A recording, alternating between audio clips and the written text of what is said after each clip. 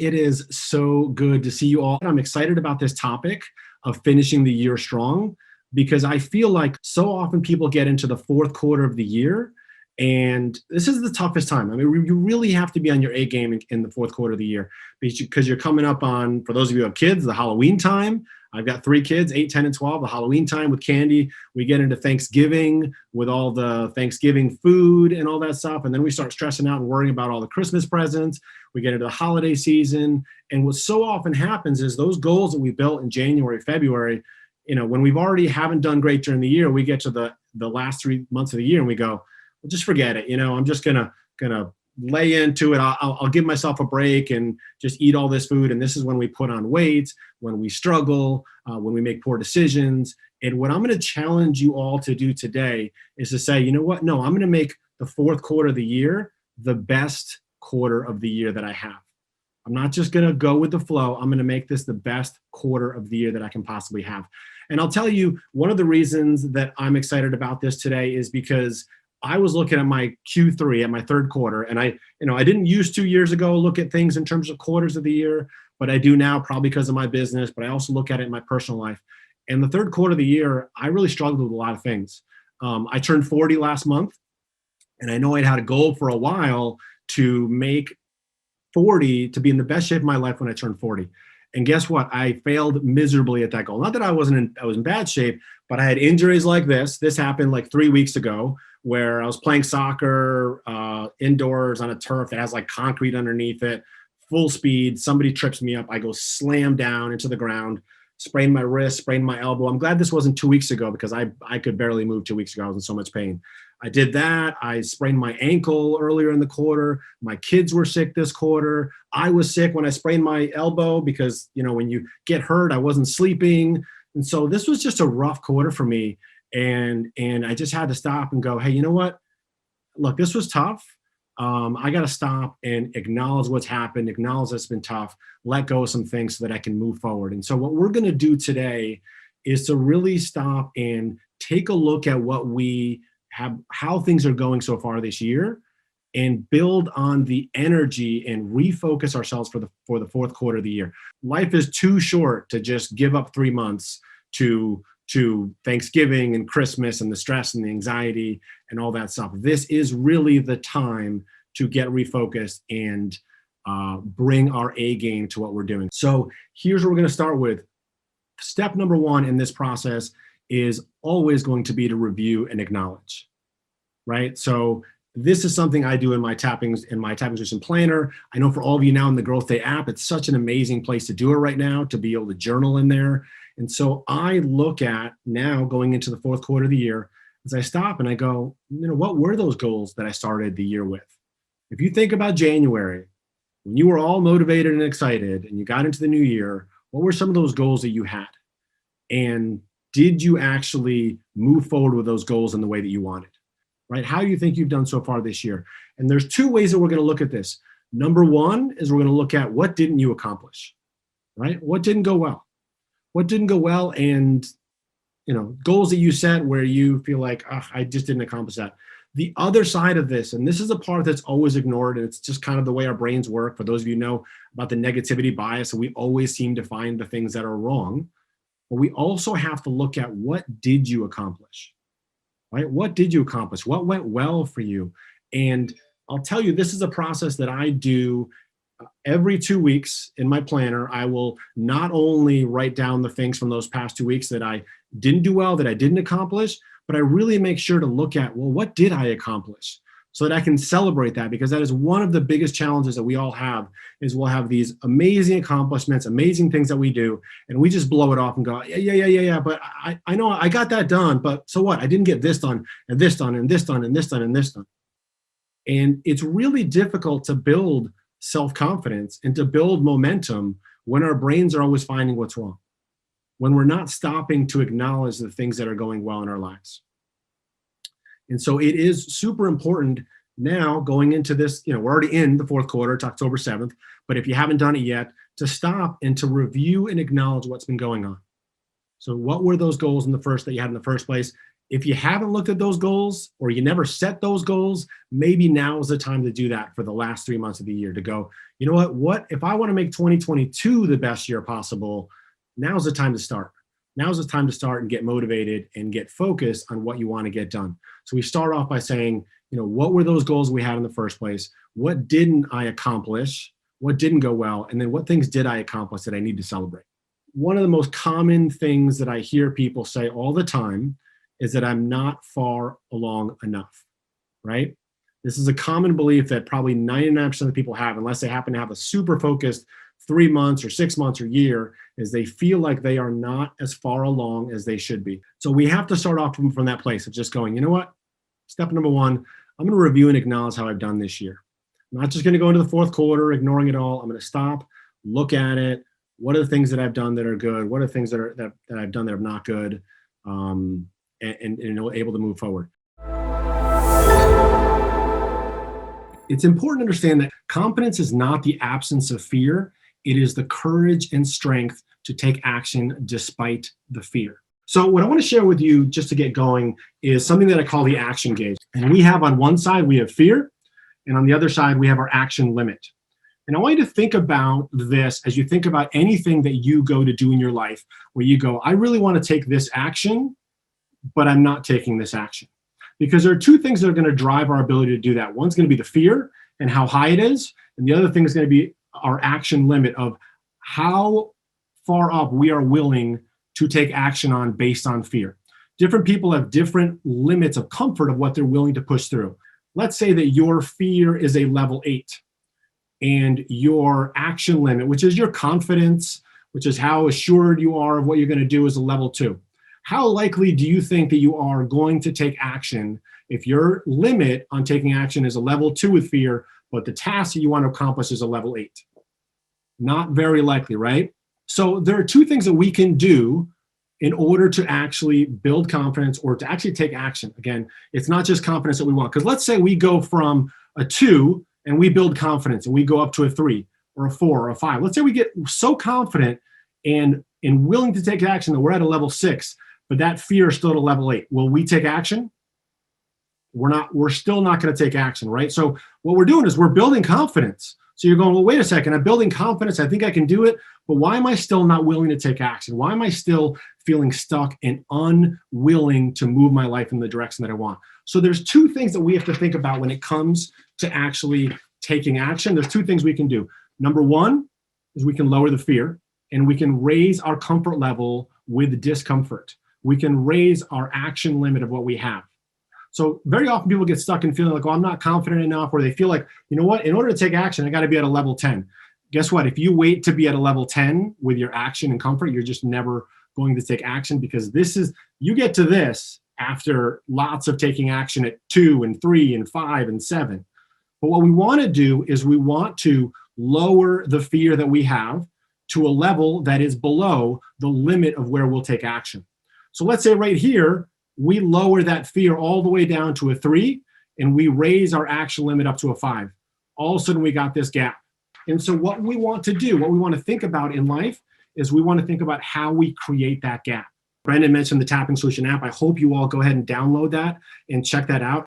So what we're going to do today is we're going to go ahead and jump into actually doing some tapping to actually become more confident. So here's where we're going to start. When we start to do the tapping, we're going to tap on the karate chop point, which is the side of the hand. Let's go ahead and take another deep breath in. Just kind of ground ourselves in our body. And breathe out. And we're going to start doing the tapping. And on parts of this, I'm going to leave some blanks in here, and you can just fill in the blank for yourself on what it is that you're feeling that is strongest for you. So tapping on the side of the hand, even though I'm feeling all this, and then fill in the blank for you. What is that for you? Just repeat after me. Even though I'm feeling all this, I acknowledge and accept what I'm feeling right now. I want to find a way to release it now. Now we're going to go through the different points on our body. Just look at what I'm doing. Don't worry about getting it right or getting it wrong. We'll tap on the face. When we tap on the face, you can do both sides. You can do one side. You can do the other side. Doesn't really matter. All this, and fill in that blank. Inside of the eye, and I'll start to fill in some of these blanks too. All this stress in my body. Under the eye, all this fear in my body. Under the nose, when I think about taking action, chin point, I get stuck in fear. Go to the collarbone point. This is if you find your collarbone point, you can go down an inch and out an inch. You can do it with both hands. This is a really easy one to do with both hands. All this fear in my body. Then we're going to go under the arm. Again, you can do one side or the other side. This is about the bra line for women. All this fear in my body. Now we're going to go to the top of the head. There's lots of different points here, so you can move around. Say, all this fear in my body. We're going to keep going. Eyebrow point. I want to find a way to show up as my full self. Side of the eye. I know I'm meant for more. Under the eye. I have big goals for my life. Under the nose. I'm meant for more.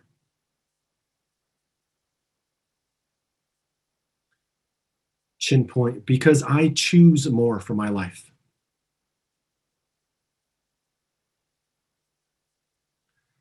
Collarbone point, but I'm not taking the action that I need to.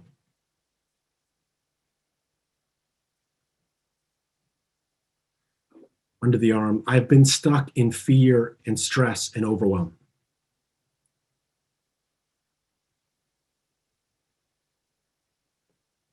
Top of the head, and I want to find a way to release it now.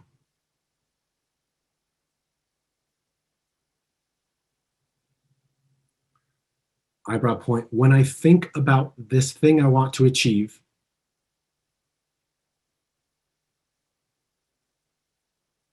side of the eye, this fear comes up.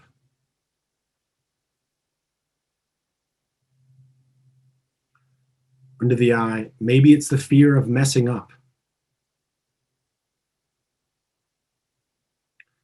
Under the nose, or the fear of what other people will think of me. Chin point, I get stuck in all this fear. Collarbone point, and so I don't show up as who I know I am. Under the arm, but I choose to shift that now.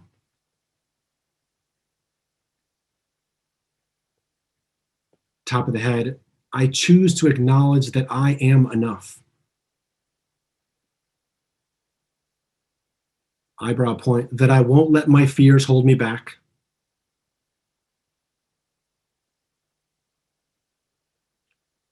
Side of the eye, that I won't let my past hold me back.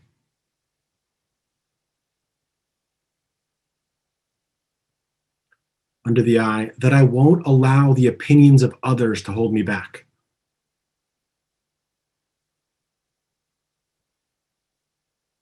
Under the nose, I choose more for my life right now.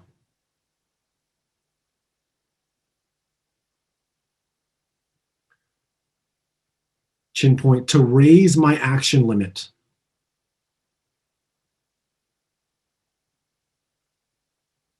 Collarbone point, to raise my comfort level with discomfort.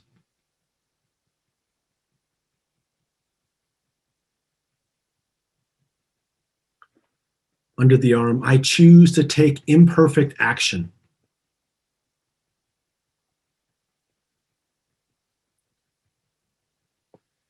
Top of the head, and knowing that I am enough and that I am safe. I want you to go ahead and stop there and take a deep breath in and breathe out. And just feel into your body and notice what you're feeling, what came up for you. So what I want to do now is to reconnect with what we were feeling. So if you wrote down before in your journal, or you wrote in the comments that you were afraid of starting a business and it was at level 8, or you were really anxious at a level 7 about talking to other people, I want you to go ahead and write in the chat and tell me what's come up for you now, or what that level is at now. So notice in, feel into your body, and let me know what you were at before and what you're at now. So maybe you were at an 8 before and you're at a 4 now. Maybe you're at a 7 before and you're at a 3 now. Or maybe you were at an 8 before and you're at a 7 now and it really hasn't shifted too much. What the number does is it gives us feedback.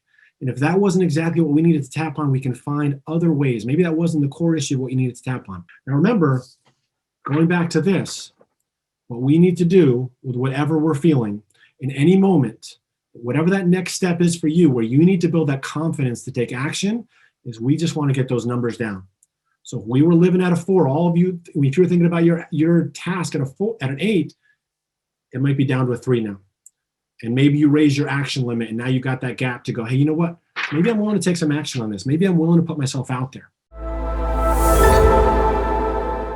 I'm so excited to be here talking about friendship. Friendships is an area that I've struggled with a lot. I'll tell you, and a lot of people don't know this, but I was not born in the US. I was born in Argentina. I came to the US when I was 4 years old.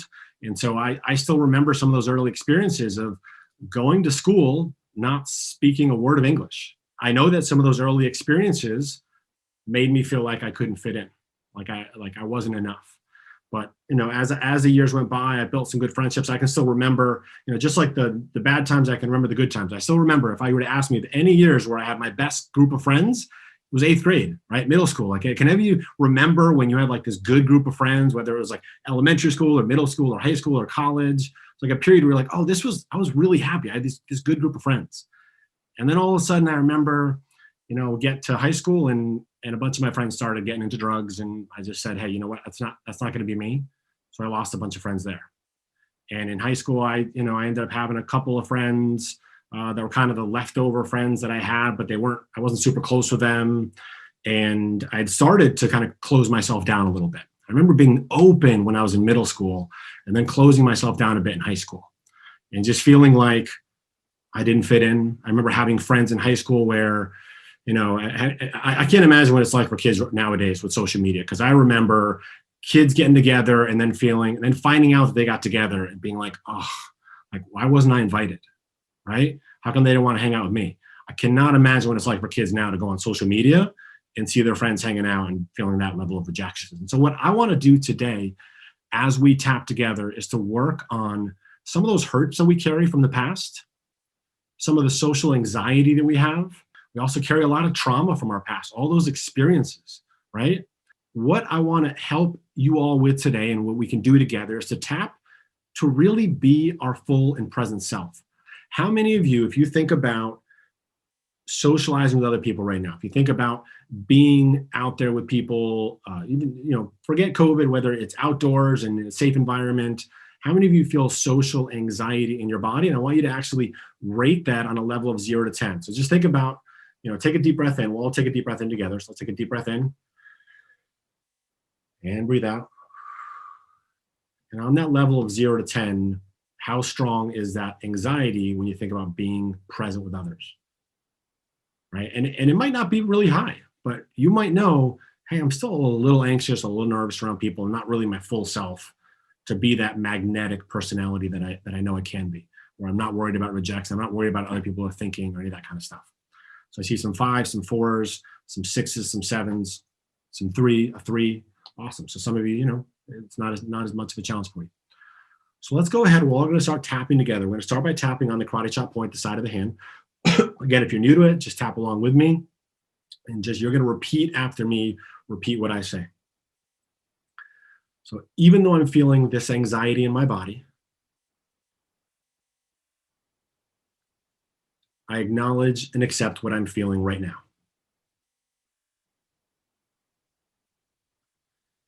Even though I'm feeling this anxiety in my body,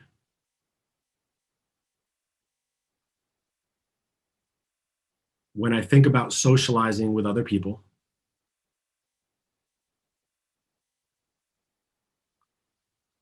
I acknowledge and accept how I'm feeling right now.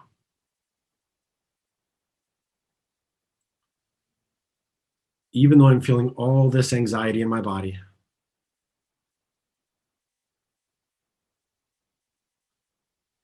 and it holds me back from being truly present,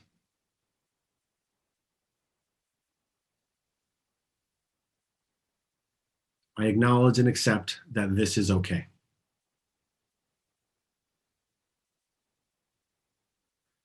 And we're going to go to the eyebrow point. Remember, you can do it on one side, the other side, or both sides, whichever you prefer. I do one side just so you can see my face a little bit better. So just repeating after me, all this anxiety in my body. Side of the eye, it makes it tough to be present with others. Under the eye, I worry about what people will think or say.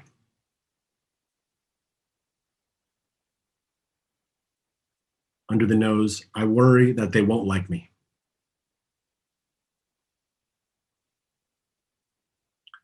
Chin point, I put so much pressure on myself.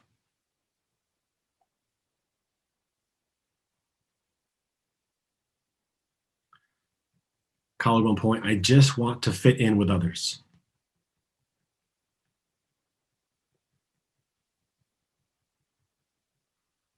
Under the arm, I want to feel comfortable and safe around others.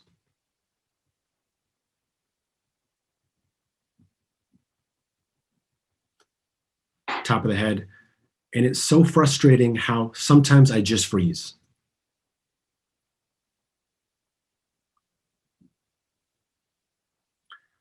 Back to the eyebrow point, I just want to feel safe around others.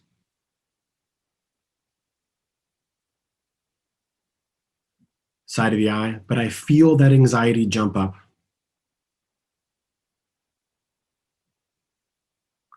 Under the eye, and it feels out of my control.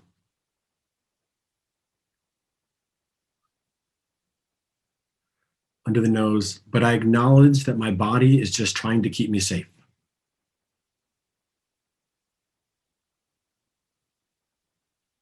Chin point, it's just my amygdala firing.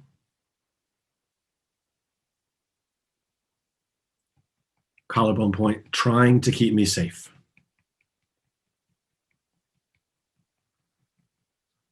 Under the arm, so I choose to breathe and relax in this moment.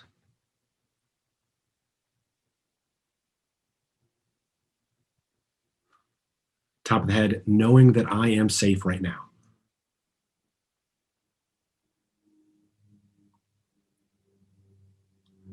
Eyebrow point, I've been hurt in the past. Side of the eye, and my body and brain has stored those memories.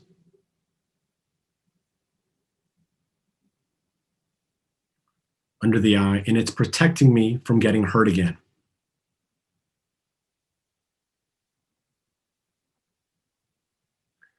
Under the nose, just like I don't touch that hot stove anymore.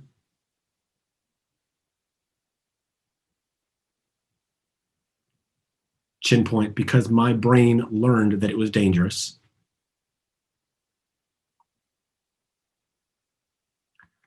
Collarbone point, my brain is trying to keep me safe.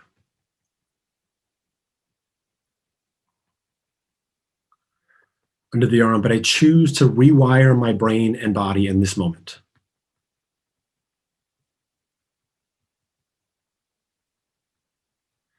Top of the head, to let it know that it is safe.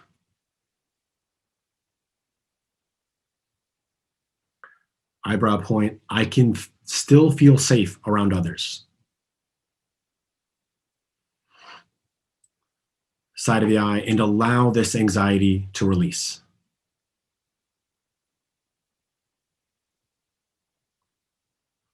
Under the eye, I am safe in this moment. Under the nose, and I can feel safe around others also.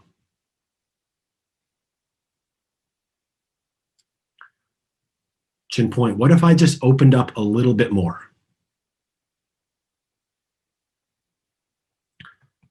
Collarbone point, what if I became a little more present with others?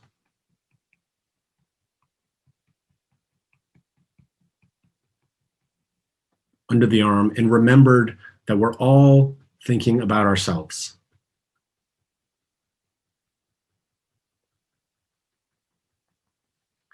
Top of the head, and worrying about what others think of us.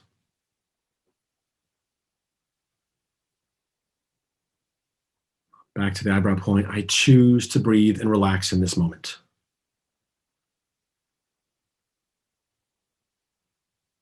Side of the eye to release some of this anxiety.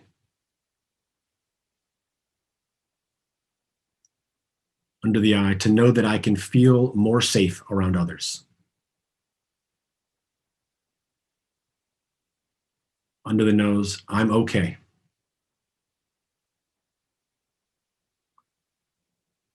Chin point, allowing my body to breathe.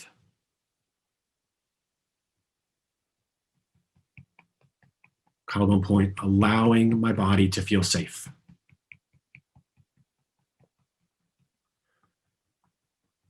Under the arm, everything is okay.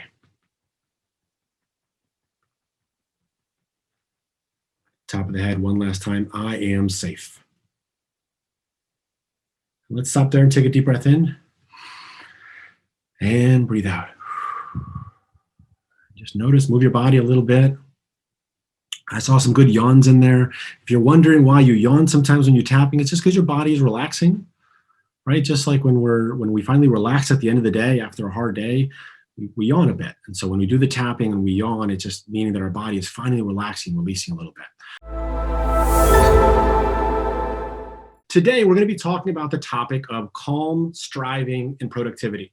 This is a topic that I'm incredibly passionate about. For any of you who follow us at The Tapping Solution, you know that it's a lot of the work that I do is on productivity. That's why I have a tapping solution planner that I spent 2 years designing that I launched about a year ago, modeling it off of the amazing planner that Brendan has as well. But really what I wanted was to include tapping in that process for me on a daily basis. And in all honesty, I created the planner literally just for me because it was like, I want something to help me on a daily basis to be able to stay calmer and more balanced and more centered every single day, because we live in a world with incredible distraction, with the news, with social media, with work, with kids. I said it before, I got 3 kids, 8, 10, and 12. I will just say for all of you who have kids who are just as happy as I am that they're back in school right now. Certainly, I'm becoming more productive. This week was amazing with my productivity because my kids were in school. I am a very present father with my kids. And so, when they go back to school, I become more productive. But so the question is, how do we balance all of these things? How do we make ourselves more productive and in a way where we're actually calm and enjoying the process? And so I want to start today just with an underlying principle that I ask that you keep in mind as we go through this whole process. And that is the understanding of how our brains work when it comes to our emotional energy and our ability to actually utilize our highest resources. If you've heard me talk before, you've heard me talk about how when we do tapping, we actually send a calming signal to the amygdala in the brain, which is the fight or flight response center in the brain. And the reason why this is really important for productivity is, when we want to be more productive, when we want to make better decisions, when we want to be able to look towards the future and go, hey, do I do this or do I do this? What are the consequences going to be? That comes from utilizing our prefrontal cortex. It's the most modern part of the brain. The challenge is that when our amygdala is firing, that fight or flight response, when we're stressed or overwhelmed or anxious, that takes away our ability to access our prefrontal cortex. And so we literally become dumber. Not that we're actually dumber, but we're not actually able to access our highest resources. And so an example I like to give when it comes to this, which I think it really resonates for a lot of people because we can all connect to it, is when it comes to public speaking. If you've ever had to speak in public, whether it's in a meeting with 10 people or on a stage or wherever it might be, and you've prepared and you got to present something and you're ready, and then you go to present and you go and you just freeze, right? You freeze. All this preparation and yet you freeze. It's the reason why it's the number one fear in the world, is because of that response that we have. And you go, well, why can't I remember anything? Like I practice, I learned this, I know this stuff, and yet I can't remember it. And that is because that amygdala is firing at probably a level 10 if you're really stressed out. And it's not that you don't have the information, it's that you can't access it anymore. Now, the challenge is that on a daily basis, people aren't at a level 10 most of the time, but they still live at a 6 or a 7 or an 8 with emotions that come up that limit our ability to access our highest resources. And so striving to be calm with productivity is not just because it's a more enjoyable process. I certainly enjoy life more when I'm calm, but it's also because being productive, a prerequisite to being productive is being calm. You literally can't access your highest resources unless you are calm. And so if you think about, top athletes, top CEOs, business owners, people in the military, they train and practice to prepare themselves to be under really tough situations and not be overly stressed and overwhelmed so they can still access their highest resources and still make good decisions. And so if you want to be more productive in your life and you want to get more of the things done that you want to do, it's really important that you think about, well, how can I be calmer? How can I control my emotions and actually be able to control them rather than having them control me? So I just wanted to remind us all that that is so much of the goal that we're striving towards when it comes to productivity. It's not, I believe that all of us have the ability and resources to do anything that we want in the world. What keeps us from being able to do that is what's between here and here most of the time, right in our brain. And so today, when I think about productivity, I generally think about it with two things.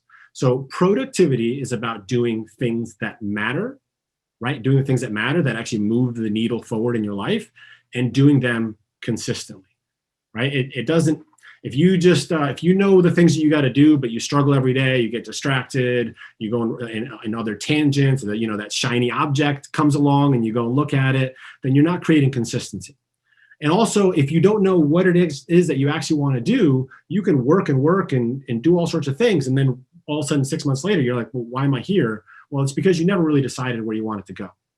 And I think about those two things almost like the way I think about weight loss. Weight loss at its most simplified form is, what do? You have to eat less and exercise more, right? That's the simplest way to look at weight loss, is eat less and exercise more. And when I think about productivity, I think about, well, I need to get really clear on the things that actually matter, and I need to do them more consistently, right? Those two things. Now, there are things that get in the way of being able to do that. So what gets in the way? Number one is a lack of clarity on what you want will stop you from having that clarity. I know Brendan is really big on clarity. He talks about it a lot. I can't stress it enough to be getting clear on what you want on a daily basis, a weekly basis, a monthly basis, a quarterly basis. Literally, so many people think they are too busy to stop and create that space to create clarity, but it is so incredibly important to do that on an ongoing basis. And so you need to be able to do that as number one. Number two is emotional distractions get in the way of consistency. Now, what do I mean about emotional distractions? I mean negative emotions, limiting beliefs, past traumas, fears, challenges with safety. These are all the things that come up in our life that keep us from being consistent. I'm sure you've all had the experience of, you get through your week and you look back at your week and you're like, what did I get done? Right? Like I had intentions of what I wanted to get done, but I got distracted by this, and stuff came up with the kids. I was stressed about money, all the different things in life that distract us from staying focused. Right? I think the biggest commodity that there is today when it comes to productivity is focus. Right? We have so much distraction from social media to just everything in our world that I know, for example, when I look to hire on our team, I really look for people who know how to cut out the distractions and know how to actually be focused and get things done. And so when you can remove those emotional distractions, and of course, we're going to use tapping to do that, and create that focus on a more consistent basis, you're going to continue to move your life forward in the direction you want on a more ongoing, consistent basis, right? So here are the things that we think about when it comes to moving in this direction. What we want to do is really want to rewire our brains and our nervous system with tools like tapping. So when it comes to clarity, I use a number of tools. I use my tapping solution planner. Again, I recommend using some type of planner, my planner, Brendan's planner, a journal, whatever it might be. You can use something like a battle board, which Brendan talks about. You can't see it here, but up on my wall right here, I got a big whiteboard with all sorts of things on there that really make it that I'm focused every day on the things that matter to me. And so when I work on creating clarity, there are two main areas that I focus on. Number one is getting clear on what matters in life. This is so important to, at your core, when things are stressing you, when you are overwhelmed, to have an understanding, have clear beliefs on the things that matter to you in life. What truly matters, I'll tell you what mine are. What truly matters at the end of the day, when I'm stressed or overwhelmed or this is going on or something's not going the way I want to, I will stop and I remind myself that what truly matters to me is my health and my happiness, right? If I can be healthy and I can be happy with the things that make me happy, that is all that truly matters. We tend to, in this world, this is why our amygdala is triggered constantly, we tend to think that things are more important than they actually are. Right? So I don't personally allow chronic stress to be a part of my life. I just have trained myself, trained my nervous system to recognize when chronic stress, when repeated stress is coming into my life, and to have routine interruptions on a morning basis, on an evening basis, on weekends. I go through processes to make sure that I am stopping the stress, rebooting my nervous system so that I do not fall into chronic stress, right? And so I'll give you my basics of what makes me happy. Exercise.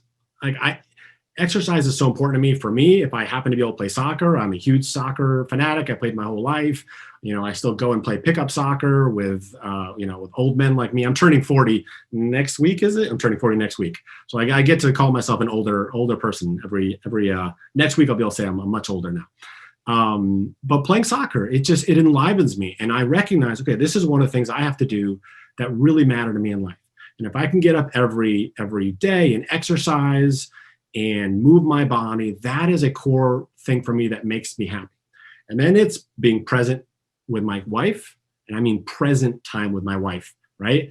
Not just any time with my wife. We all have people in our lives, our family, our friends we spend time with. The question is, do we have present time with them when we don't have all those emotional distractions, all those things going on in the back of our head when we're worrying about work and all those other things.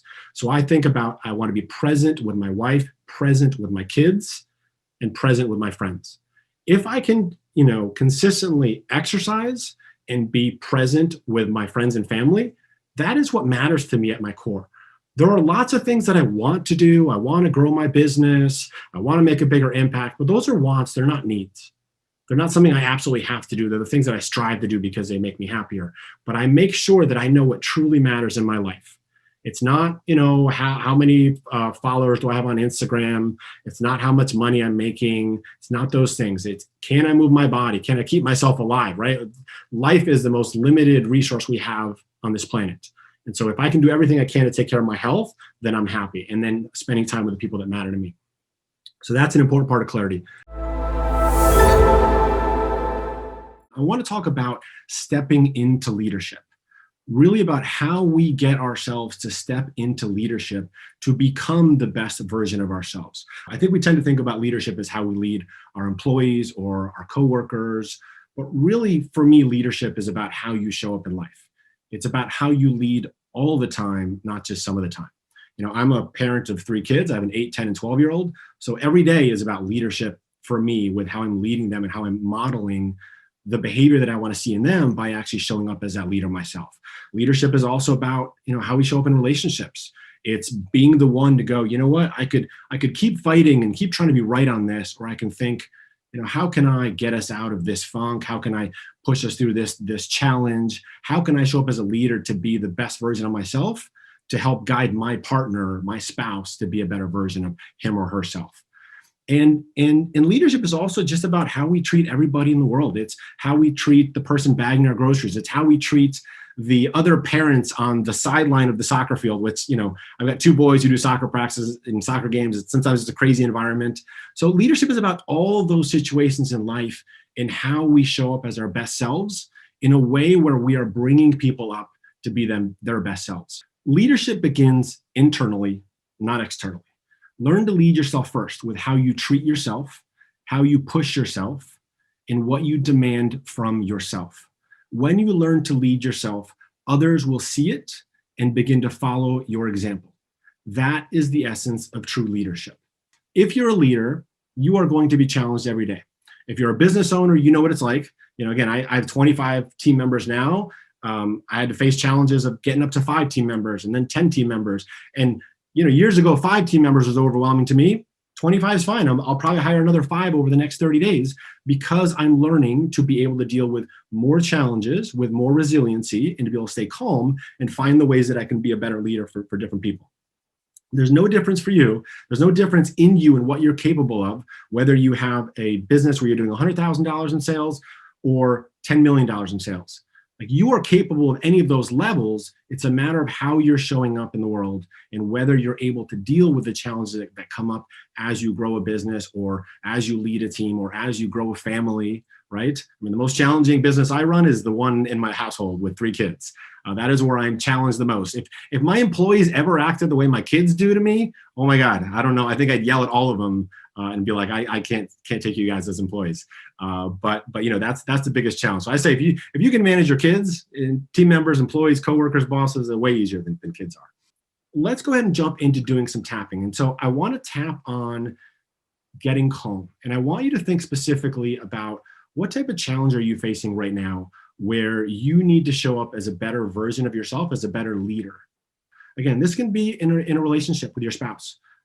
So many times in my relationship with my spouse where I go, you know what, I could fight back right now or argue and say, no, you're wrong and you're not seeing this. And I go, no, I want to be a leader here and I want to show up as my best self so that our relationship grows. So let's go ahead and all just kind of sit up straight, sit up in your chair. Let's go ahead and take a deep breath in and breathe out. And I want you to think about this challenge that you're facing right now.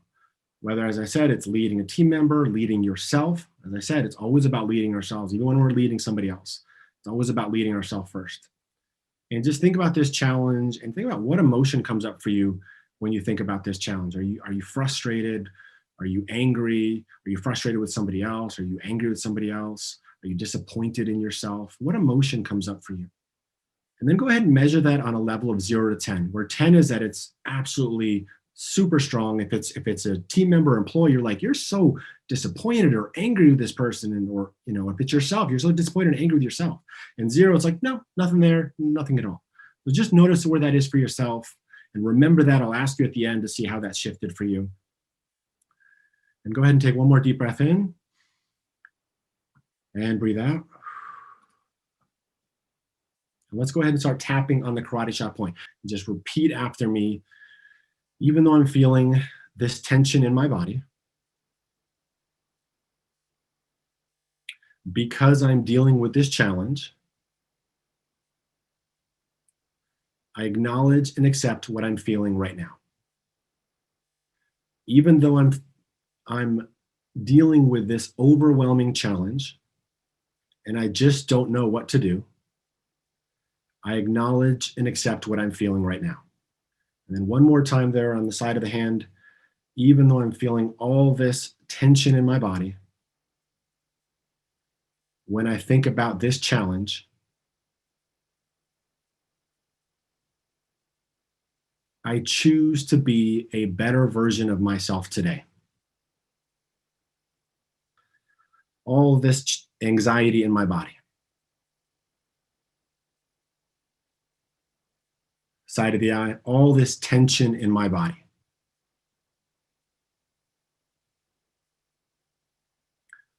Under the eye, I'm so frustrated with, and then fill in that blank for you. I'm so frustrated with, and put that in for you. Fill in that blank for you.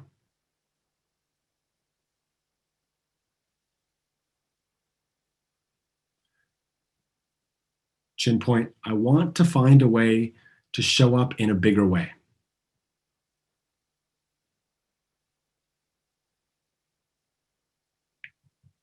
Collarbone point, I know this challenge is here for a reason.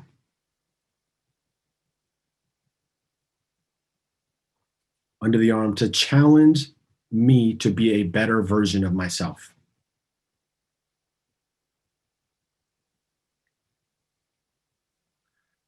Top of the head, to step up as a bigger leader.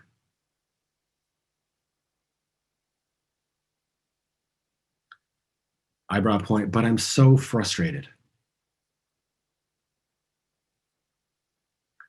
Side of the eye, I know I'm capable of more. Under the eye, I'm capable of being a better leader. Under the nose, for myself and for others.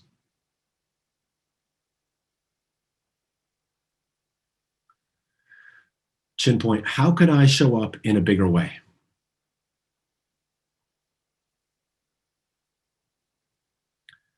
Collarbone point, how can I be a better model in this situation?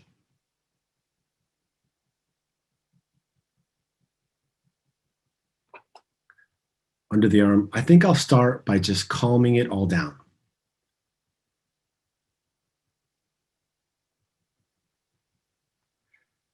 Top of the head, I know I'm capable of so much when I'm calm.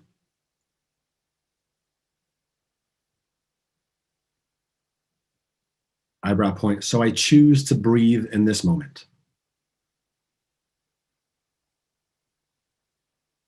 Side of the eye, and allow this tension to release from my body.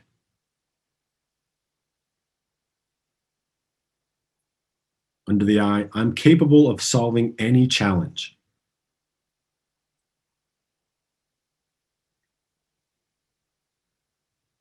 Under the nose, I choose to start by leading myself.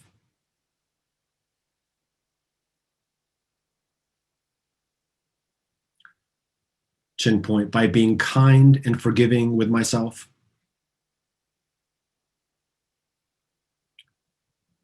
Collarbone point, by being loving and nurturing to myself.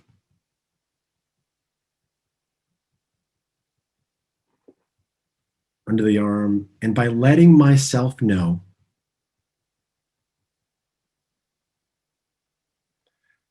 top of the head that regardless of the challenge, I am okay.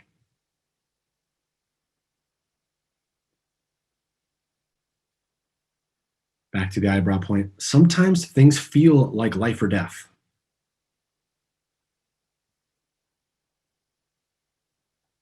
Side of the eye, when I feel conflict with others or myself.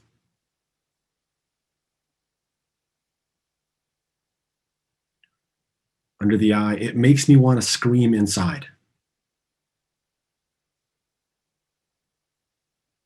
Under the nose, but I choose to breathe in this moment.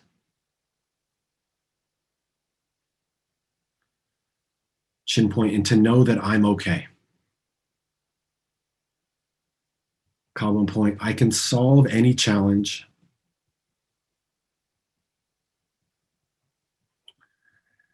By leading myself internally.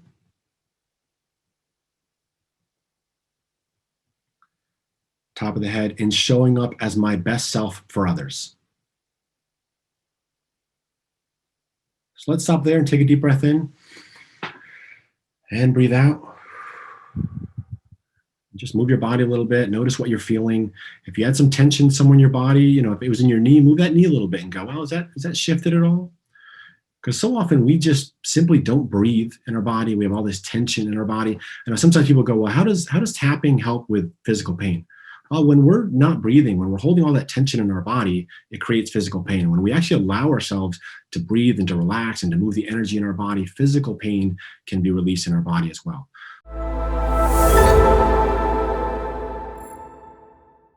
We want to talk today about what trauma is, how it impacts our lives, and really to remove the stigma of trauma. And so my number one intention when it comes to this topic of trauma is to give a voice to all of the men and women who I know struggle with this topic on a regular basis, to let them know that if you're struggling in a relationship, if you're struggling to feel like you're normal, if you're struggling to live what you would consider to be a normal life, to know that you are not broken. Yeah. To know that there is nothing wrong with you, that all those feelings of feeling like you're not enough, that you're not worthy, that you're not lovable, that it is not your fault. You are not broken. And I want to help to give you a voice in your journey here. With that, I'm going to quiet myself, and I would love for you to talk not only about what trauma is, to really define it, because I think very often it's misidentified or misdefined. Yeah. And I want you to talk about your story, because I think your story is so powerful. I'm always so in awe of what you have gone through in your life and really how you have grown through it. Yeah, thank you. Yeah, as you'd mentioned, there's the different versions of trauma. There's the bigger T, we might call it big T trauma, the car accident, the warfare, the veteran who comes back and tries to integrate into society. But there's also the little T traumas. I never personally liked that definition, but that's kind of how it's easiest to see it. And those are things like financial challenges, being bullied as a kid, having to get up and speak and something going wrong, and the embarrassment that we may have felt about that, undergoing a medical or dental procedure. All of these things can be traumatic. And for me, what the most important thing around trauma, any kind of trauma, to understand is that it isn't what anyone else perceives it to be. It's about, if it felt traumatic, then it was. And with that, it's important to also understand that trauma is really anything that feels too big, too much, too fast for us to process within our body and our nervous system in the moment. And that means that there's a residue that takes over and hangs over into our life through not just whether it was childhood or adulthood, but we see it showing up in all areas of our life and in all of our relationships, in any kind of relationship. And especially what we're talking about today is with loving and intimate relationships. And you'd asked about my story. Yeah. I'm sort of on the end of the bigger T traumas for a lot of it. I won't go into all of it. There's not time for that, but just a few pieces of that. The day I was born, my grandmother tried to kill herself. That was the beginning of me feeling unworthy of existing, feeling like there was something about me that was inherently bad and shameful that had caused somebody else so much pain that they wanted to take their own life. And with work through that, I obviously realized that that was her stuff, her challenges, her trauma. But the beliefs and the impact of that has been something that has very much informed my life. I grew up in a very unsafe family environment. My father was an abusive, violent alcoholic. Would frequently see him beating my mother, would feel like I wanted to protect her, but would get caught in the crosshairs and be involved in that. There was one occasion I remember particularly when my mum was actually trying to escape. She'd gotten into the car. He'd already raped and beaten her. And so as she was trying to escape, he had climbed onto the car and was trying to smash the windscreen. I had yelled through the window for him to stop. He turned, ran after me, and she managed to escape, but I was beaten. And so it's not so much the event, but it's the beliefs and the meaning that I gave to that. And that was, I'm not worthy of protection. Nobody is safe. Can't trust anybody. It manifested in a lot of hypervigilance for me, constantly looking, is this person safe? When am I going to be beaten next? Just that general underlying tone of unsafety in the world that really has colored my entire life. And I built the belief that marriage is not for me. That's for other people. I will never have that. That's what I did believe until I met Alex. And that's when I was able to begin my journey towards healing and really move through and begin actually seeking help through coaches and therapists to work with a lot of those really challenging experiences, including sexual abuse, of a lot of that happening with various different male family members, that it was never safe to be in my body, not safe to shine, not safe to be visible. And the feeling that even down to a conflict is unsafe, an argument. I would frequently say to Alex at the beginning of our marriage, oh, we've had a fight, that means you're going to leave.